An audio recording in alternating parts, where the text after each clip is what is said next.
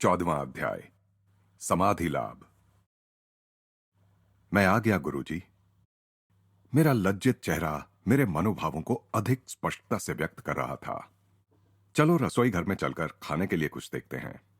श्री युक्तेश्वर जी का बर्ताव इतना सहज था मानो हम कुछ दिनों के लिए नहीं बल्कि कुछ घंटों के लिए ही अलग रहे हों। गुरुदेव, मेरे द्वारा आश्रम के कर्तव्यों को अचानक छोड़कर चले जाने से आपको अवश्य निराशा हुई होगी। मुझे तो लगा था आप मुझ पर क्रोधित होंगे। नहीं, बिल्कुल नहीं।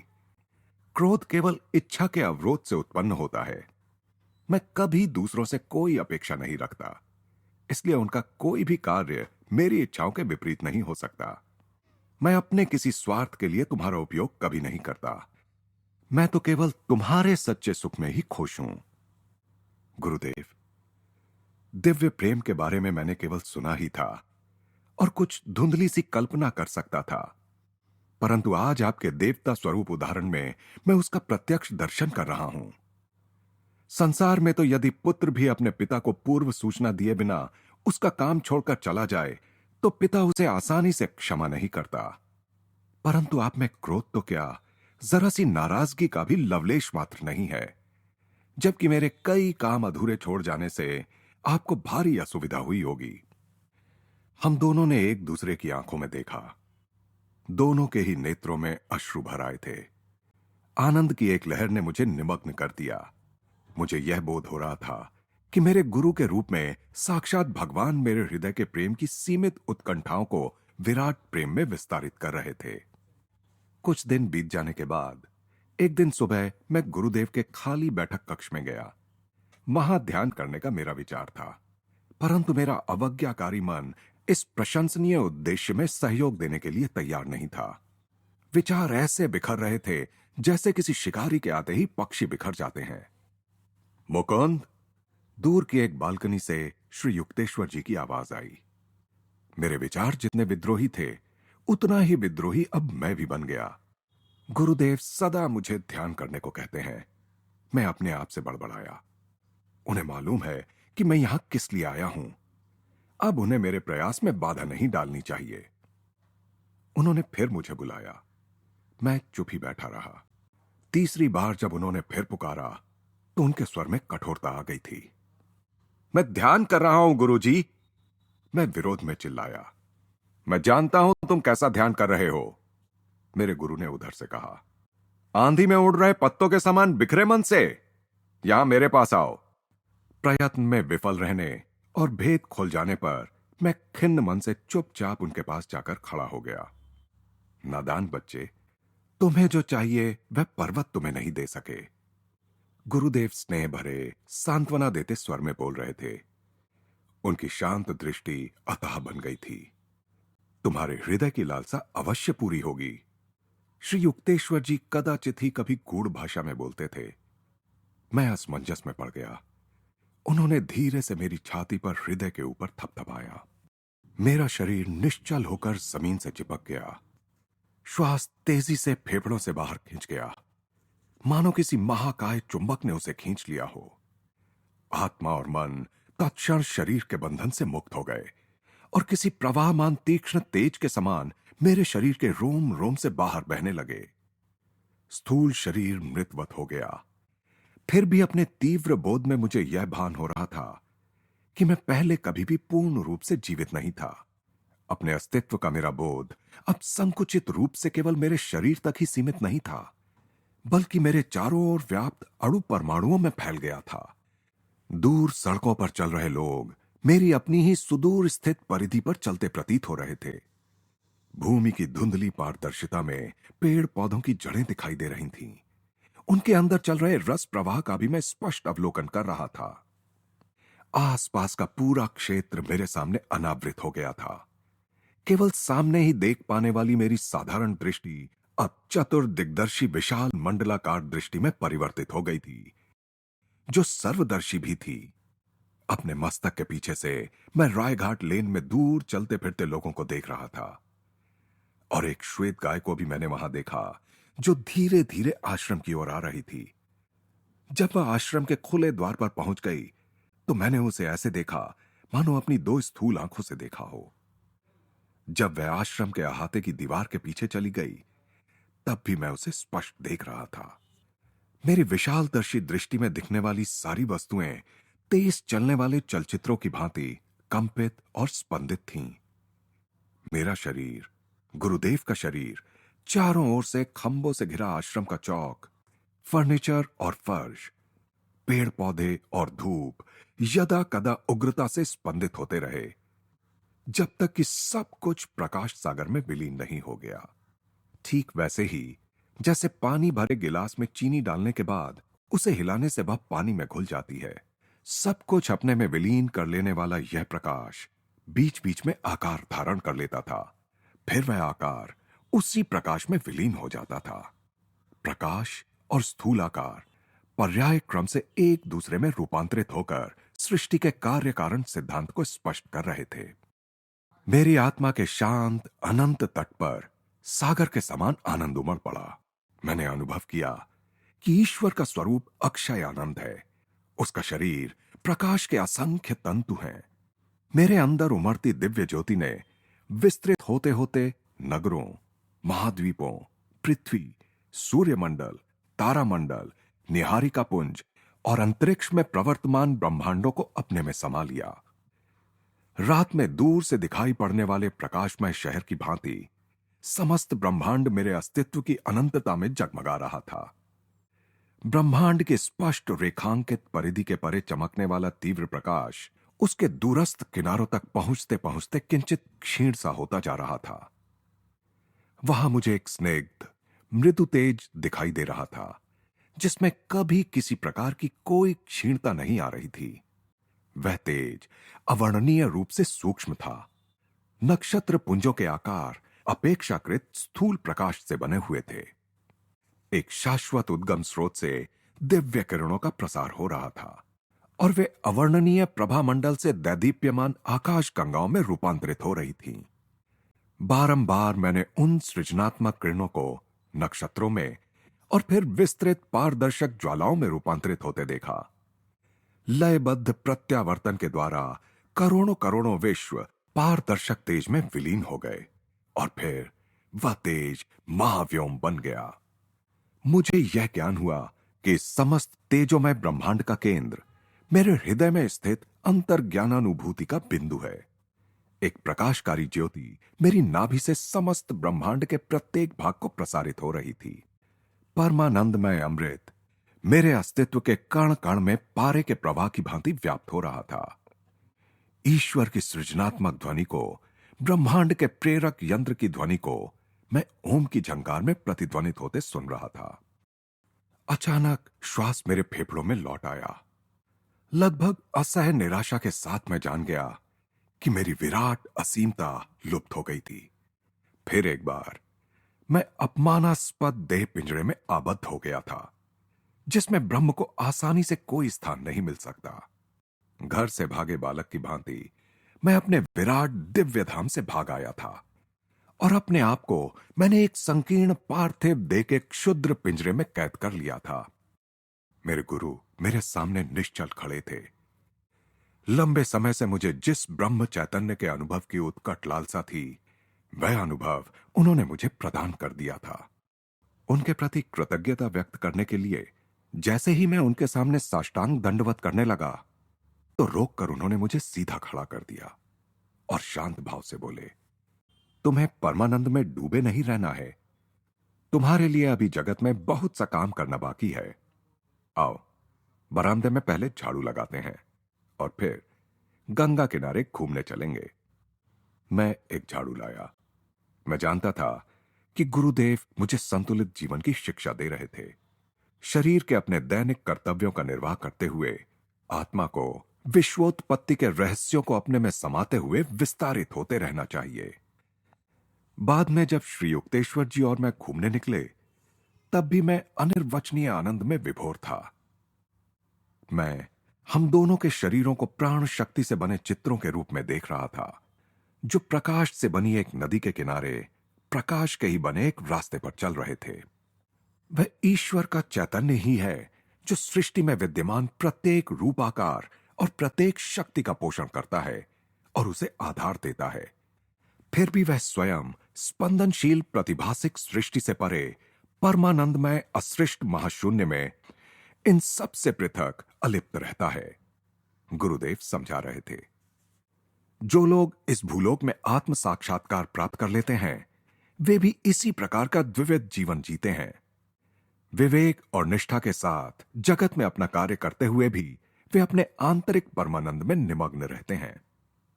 ईश्वर ने अपने अस्तित्व के असीम आनंद से ही सब मनुष्यों की सृष्टि की है।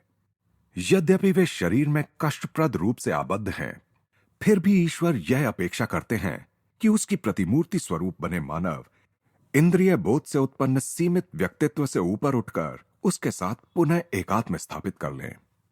इस विश्वरूप दर्शन से मुझे कई स्थायी शिक्षाएं मिली। प्रतिदिन अपनी चित्त वृत्तियों का निरोध कर मैं इस भ्रमात्मक धारणा से मुक्त हो सकता था कि मेरा शरीर स्थूल भूमि पर चलने फिरने वाला एक हाड़ मांस का पिंड मात्र है। मैंने देखा कि श्वास और चंचल मन ऐसे तूफानों के समान हैं जो प्रकाश सागर को आलोड़ित कर उसमें पृथ्वी, आकाश, मानव, प्राणी, पक्षी, वृक्ष आदि भौतिक आकारों की लहरें उत्पन्न करते हैं। इन तूफानों को शांत किए बिना उस अनंत परम तत्व की एकमात्र अखंड प्रकाश के रूप में अनुभूति नहीं की जा सकती। जब जब मैंने इन दो प्राकृतिक तूफानों को शांत किया, तब तब मैंने सृष्टि की असंख्य उत्ताल तरंगों को उस प्रकाश सागर में ठीक उसी प्रकार विलीन होते देखा जिस प्रकार समुद्र की लहरें तूफान के थम जाने के बाद शांत होकर विलीन हो जाती हैं। गुरु तभी ब्रह्म चैतन्य का यह अनुभव अपने शिष्यों को प्रदान करता है जब उसने ध्यान धारणा द्वारा अपने मन को इतना सुदृढ़ बना लिया हो कि वह इन विराट दृश्यों को देखकर घबरा ना जाए। केवल बौद्धिक इच्छा या खुले दिमाग का होना ही इसके लिए पर्याप्त नहीं है।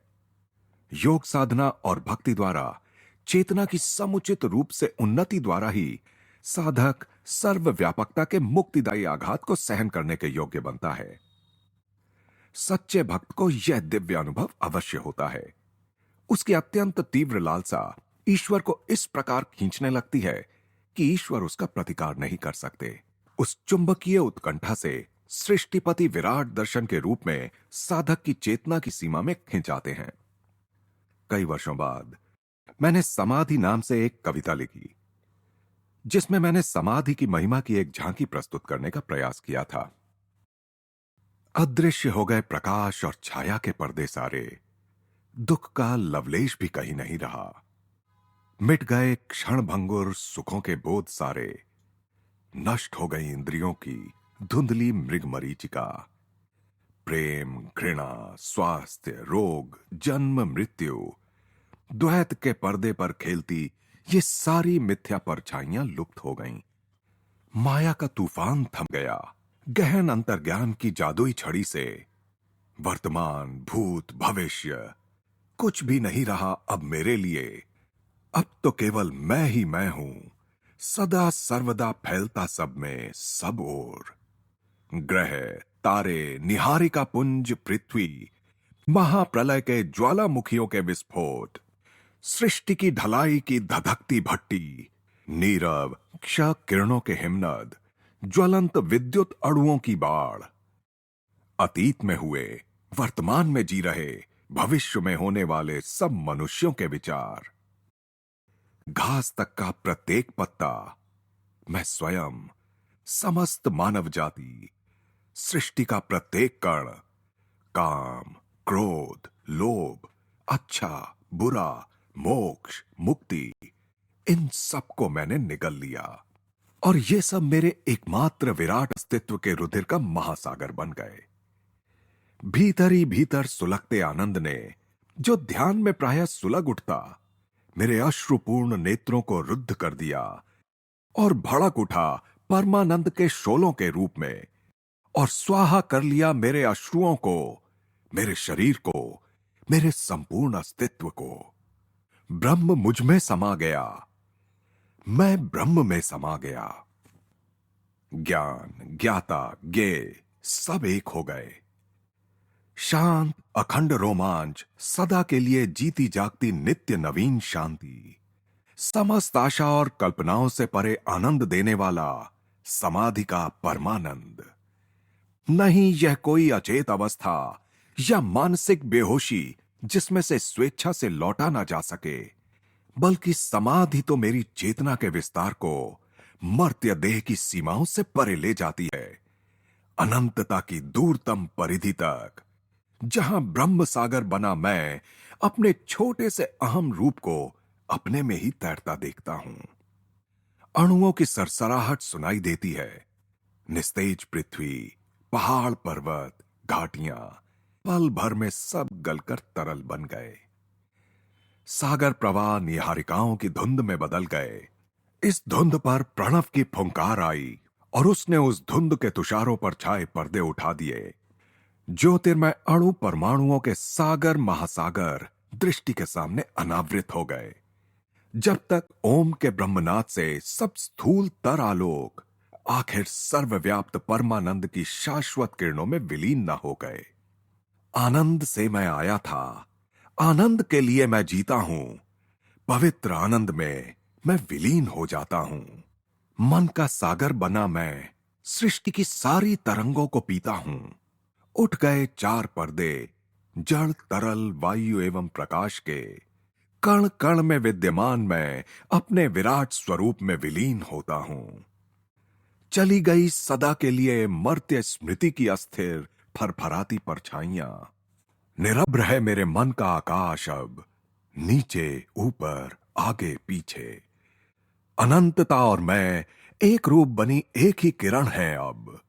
हंसी का एक नन्हा सा बुलबुला मैं अब बन गया हूं सागर हर्षोल्लास का स्वयं।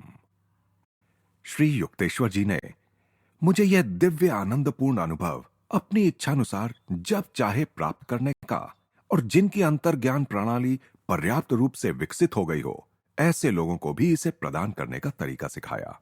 इस प्रथम अनुभव के बाद कई महीनों तक मैं इस परमानंदमय एकात्मता की अवस्था में तल्लीन रहा, और प्रतिदिन यह बात मेरी समझ में आती रही कि उपनिषदों में ईश्वर को रस स्वरूप, रसो वै सह क्यों कहा गया है।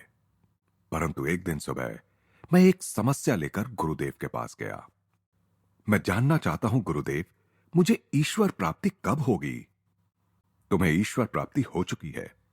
जी नहीं गुरुदेव, मुझे तो ऐसा नहीं लगता। मेरे गुरु मुस्कुरा रहे थे। मुझे विश्वास है कि तुम सृष्टि के किसी जीवाणु रहित साफ सुथरे कोने में सिंहासन पर विराजमान किसी पूजनीय व्यक्ति को ईश्वर नहीं मान रहे हो।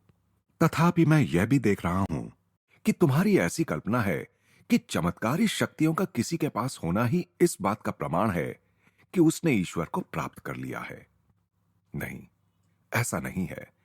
किसी को पूरे ब्रह्मांड को नियंत्रित करने की शक्ति मिल सकती है, परंतु फिर भी ईश्वर उसकी पहुंच से दूर रह सकता है।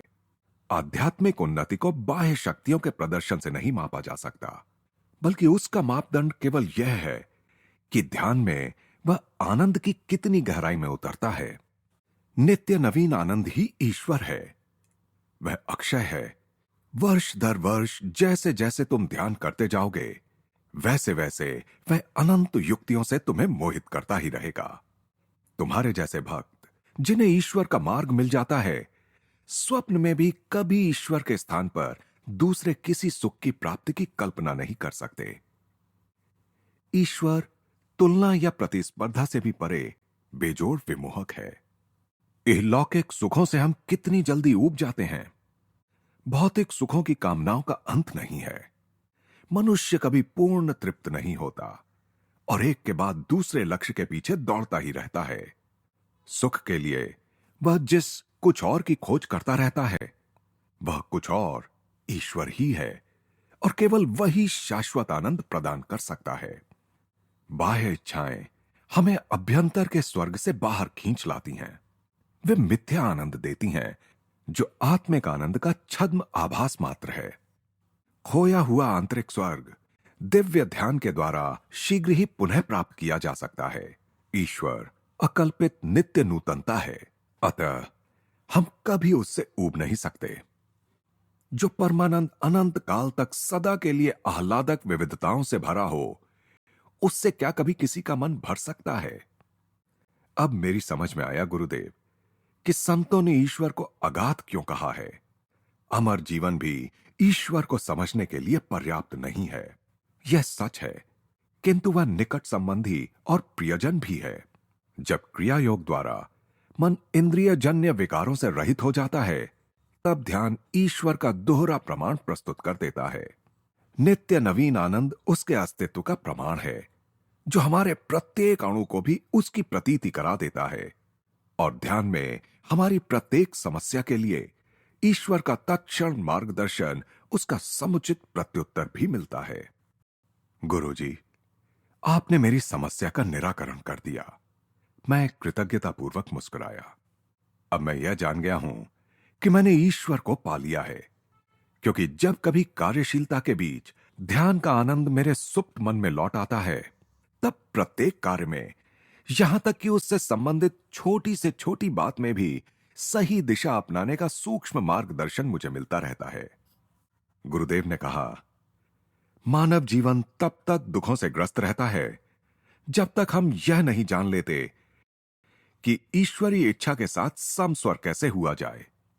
उसकी इच्छा की सही दिशा भी प्रायः अहम मन्य बुद्धि के लिए चकरा देने वाली होती है।